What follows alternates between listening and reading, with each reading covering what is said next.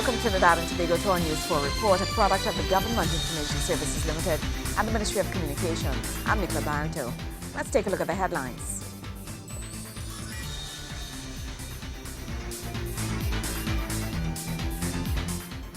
The Ashara Safety Zone officially commemorated.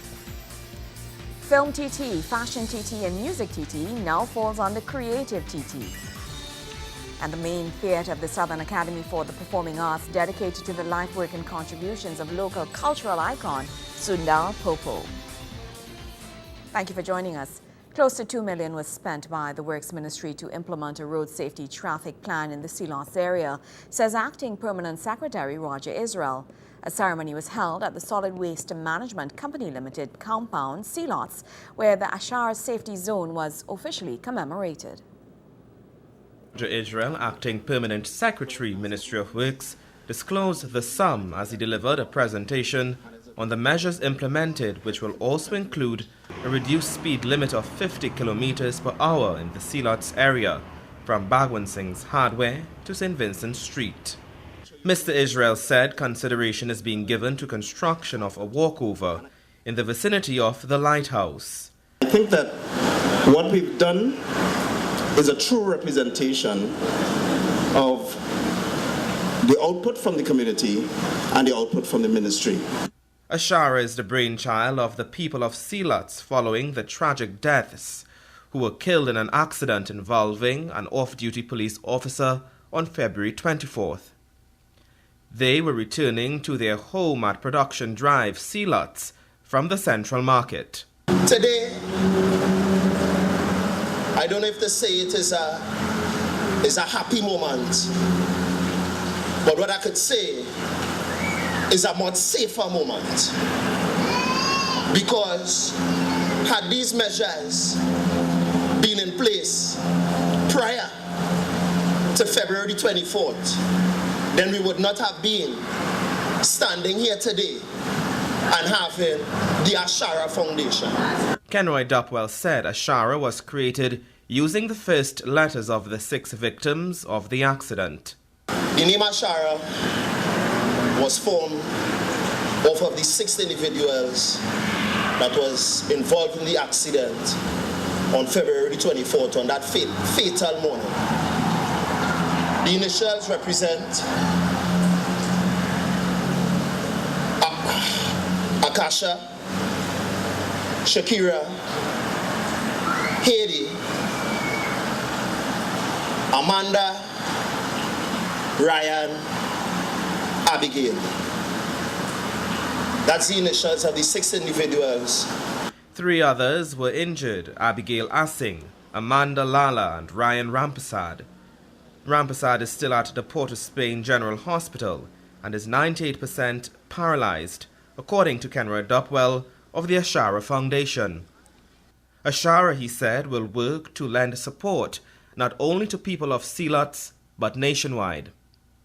Works Minister Surajratan Rambachan pledged support to the Ashara Foundation. I want to announce that the Ministry of Works and Infrastructure will place the first $10,000 into the Ashara Foundation.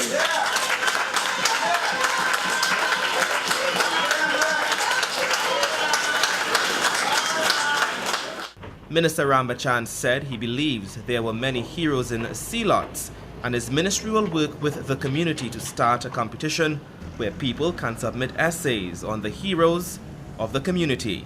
I want to invite the artists of this area to begin to paint those walls with images that represent the vision of Sealots. The vision of Sealots. So that Tiffany will speak to you about that. And we would like to do the first 5 panels. And the artists will be given a stipend. Minister of National Security, the Honorable Emmanuel George, urged the people not to resort to protest action to have their concerns addressed. We have email, although you have to be careful of using email now. You have text, you have BBM, right? You have telephone calls, you have letter you could write, or you could plain old fashioned use P2 and walk down in town and come and see the minister. Go and see Mr. Sirius Rambechan or myself. We walk in town and go and see him. We have open door philosophies. Come, you don't have to make no appointment. We walk in town in the morning, 6, 7 o'clock. We in the office. Come and see us. Cut out the blocking tires and burning, and blocking the road and burning tires. I don't want to see lots of people in there and that at all. I know that you have this thing. Don't let me hear that, because anytime I hear it happen, I come in to look for Mr. Dopwell. Some of the measures of the road safety included installation of jersey barriers, railings and yellow box paint on the roadway. Joseph Lopez, News 4. In other news, the Ministry of the People and Social Development has once again impacted another community through its outreach program and share interest in the lives of citizens. Minister of the People and Social Development, Dr. the Honourable Glenn Ramadar Singh, was warmly welcomed by residents of Dago Martin as he brought the services of his ministry to those in need. There was a large turnout for the Direct Impact Initiative on Wednesday as the Honourable Minister led a walkabout to bring relief to Patna Village and environs. We are taking services to the people, breaking down the barriers that exist between the government and the people on the ground, the man with the maxi taxi, whether it be a yellow van or a brown van or a red van, taking government to that man who is traveling in that maxi taxi. And we are about empowering him so that he could live an independent life. Minister Ramadar Singh said every citizen who comes to his ministry is a potential businessman or businesswoman, whether he or she realizes it or not. He says these persons must be equipped with the tools to function properly and realize his or her potential. In the same breath, the minister spoke of what he considered to be a true democratic community. A community is democratic, and true democracy could only reside when the humblest and weakest person can enjoy the highest civil, economic, social rights, and the biggest and most powerful, that the biggest and most powerful possess. You could only have democracy when the same rights that the man who driving the Benz and living in the big shot house, you have the same social and economic rights as him, as the man who is walking the street in the market. That is when true democracy resides. That is the journey we want to travel. Minister Ramadar Singh says it is appalling that in a country that thrives on oil and natural gas, there still exists a large number of persons below the poverty line, especially in areas where economic activity surrounding oil and gas take place. He is promising to rectify this situation and raise the standard of living as his ministry continues to provide essential services to nationals. Nikolai Edwards, News 4. When we come back, Film TT, Fashion TT, and Music TT will now fall under Creative TT. Stay with us.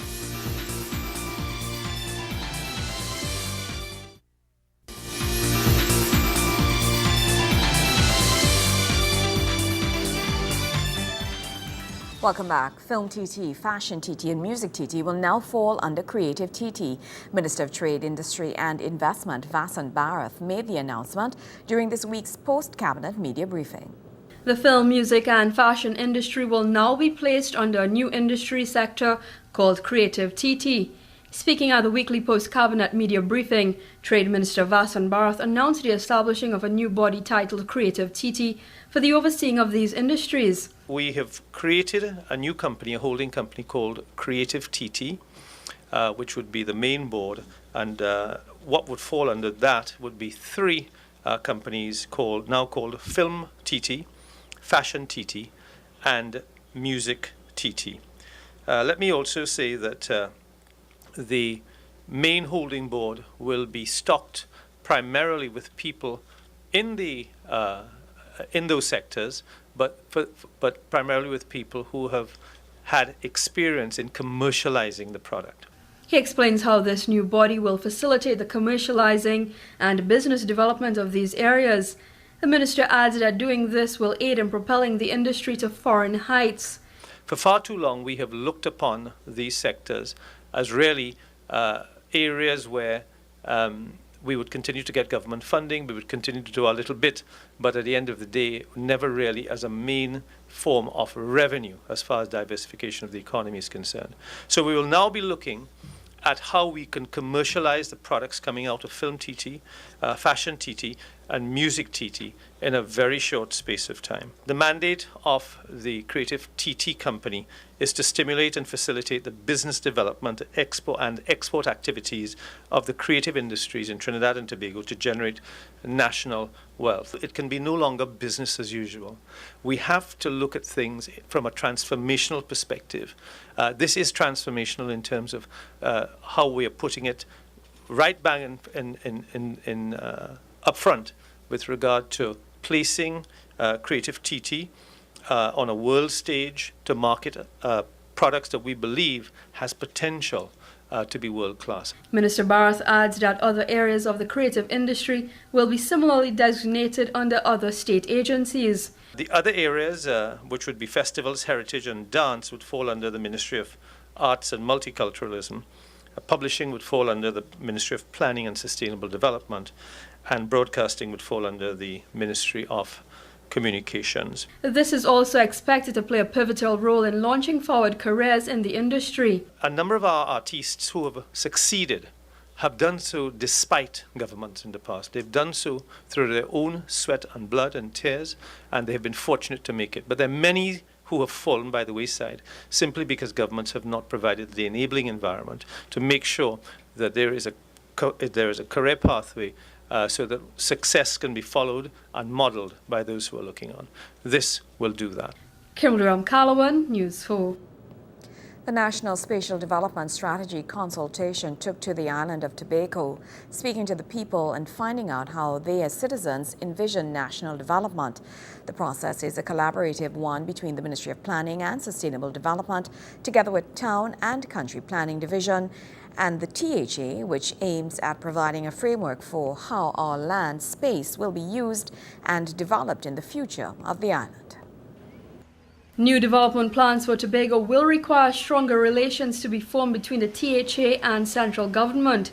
This as the Ministry of Planning and Sustainable Development, through its Town and Country Division, hosted its Tobago leg of its consultation workshop on the National Spatial Development Strategy and the Comprehensive Economic Development Plan for Tobago. So far, 5 consultations have already been held as the ministry looks to put together its plan for 2013 to 2017. Chairman of the National Spatial Development Strategy, Dr. Asad Mohammed, says soon more collaboration between the THA and the Planning and Development Ministry will be required in the move to develop the island in a strategic manner. Over the last year, we have been in dialogue with the THA about not devolving, but implementing powers that already exist in the THA for planning. So we have entered into heads of agreement. We haven't formalized it into a memorandum of understanding as yet about how we are going to devolve powers presently exercised by the national government through the Town and Country Planning Division in Tobago directly to the THA. Dr. Mohammed explained the role of the ministry as one working together with the THA to achieve the needs of the people and to lend technical support to the Tobago House. I will not emphasize, because there's no need to do it, that obviously we want a collaborative mechanism between national government and the THA with respect to planning matters, because there will be issues, and I'll quote one of them, national security, where the Minister of Planning will want to have inputs into the process of decision-making, the planning decision-making with the THA. There may be other matters of national importance of such scale where that is going to happen. And we will continue to provide whatever higher level technical services that may not be available in Tobago to support planning decision-making in Tobago. Planning and Development Minister Dr. Bo Tiwari urged the people of Tobago to employ their vision for the island in their contributions and to think of the wider development picture. In Tobago terms, we're concerned about the development of the island, the development of the 61 communities, and the development opportunities for each one of those 58,000 people who live here, regardless of age, regardless of where they live, regardless of where they are. What kind of island do you want? and what kind of island do you want has to do with the answers you give to how important the environment is to you, how important community is to you and culture, and the sense of what makes you an essential community, a vital community, and a vital larger island community of Tobago, and what kind of economic prosperity do you want to have evolve with you in your life as you move the conditions of life in Tobago and as we move the conditions of life in Trinidad and Tobago for another generation. The consultation process saw Tobago residents give contributions and thoughts on what they would like seen done on the island, providing insight into the vision Tobagonians have for the sister isle. Citizens expressed their contributions on areas of development such as tourism, business clusters and ports on the island. The entire consultation process takes into consideration the strategic needs of 182 communities across Trinidad and Tobago, 61 of which are situated on the sister isle. Kimberly Ram-Calawan, News 4. When we come back, cricket action. Stay with us.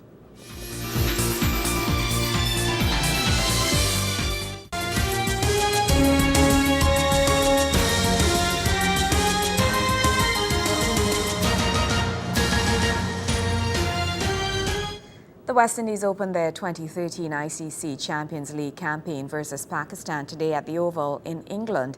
The regional team played well in the field but caused some anxiety during the run chase. Sport correspondent Kern Tyson is in the UK for the tournament and he has the details. The West Indies opened their ICC Champions Trophy campaign with a tense 2-wicket win over Pakistan at the Kennington Oval earlier today. Opting to bowl first, the West Indies bowled brilliantly, dismissing Pakistan for 170. Kemar Roach and Sunil Narayan started with the ball, taking 3 wickets apiece. Misbah-ul Haq stood tall for the Pakistanis with 96, and Nasir Jamshed reached 50. In reply, the West Indies stuttered, bumbled and spotted the 171. Kemar Roach hitting the ball over extra cover for 4 to claim the win.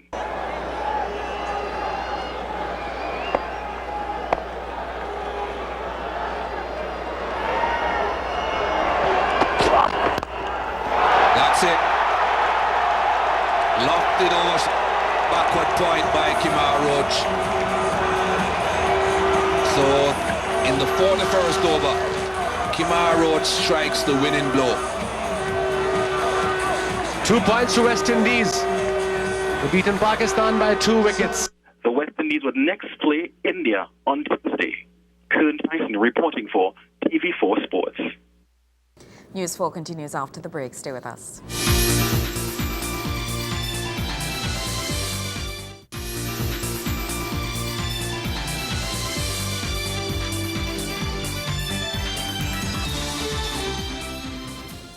The late Sundar Popo enjoyed a long, successful career that gained him local, regional and international recognition.